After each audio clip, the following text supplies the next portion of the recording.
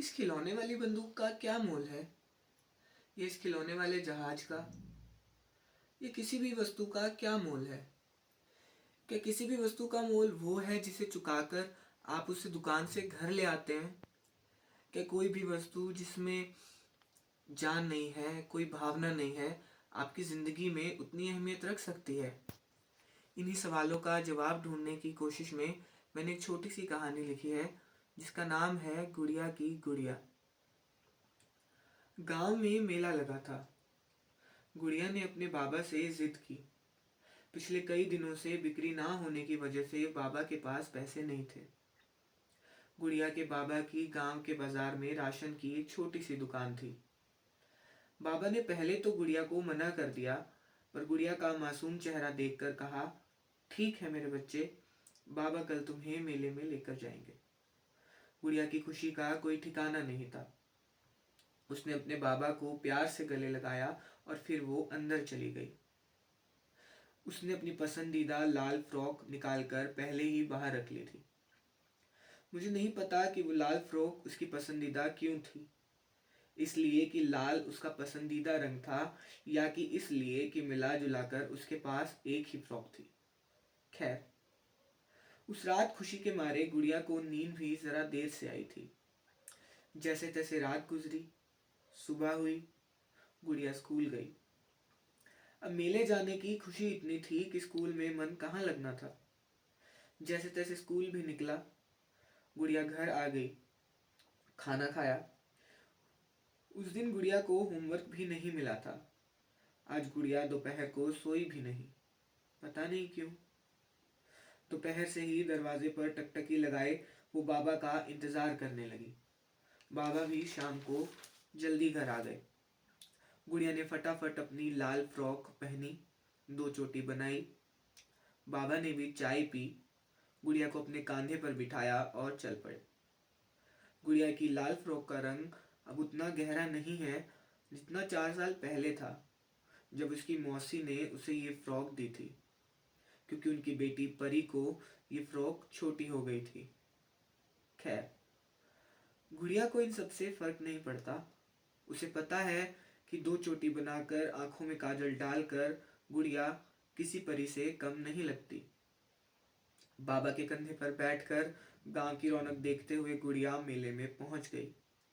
ढेर सारे झूले, खेल तमाशे, खिलौने, रंग बिरंगे कपड़े, खट्टी मीठी चूरन की गोलियां। गुड़िया ये सब चकाचौंध पहली बार देख रही थी, पर उसने बाबा से किसी भी चीज की फरमाइश नहीं की थी। मगर बाबा ने उसके लिए 6 रुपए की खट्टी मीठी टॉफी और 2 रुपए का शरबत ले लिया।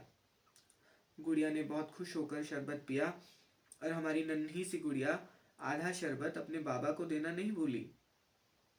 मेले में आगे बढ़े तो गुड़िया की नजर एक गुड़िया पर पड़ी।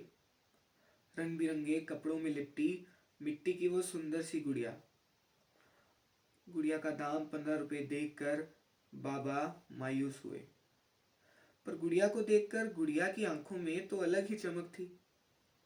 अपनी खाली जेब पर हाथ फेरते हुए जब बाबा ने मायूसी के साथ गुड़िया को देखा, तो गुड़िया ने मुस्कुराते हुए बाबा को अपनी फ्रॉक की जेब से 15 रुपए निकालकर थमा दिए और बताया कि ये उसने खुद जोड़े थे। बाबा को अपनी गुड़िया पर नाज भी हो रहा था और अपने हालात पर अफसोस भी। खैर, गुड़िया लेकर बाबा और गुड़िया घर आ गए।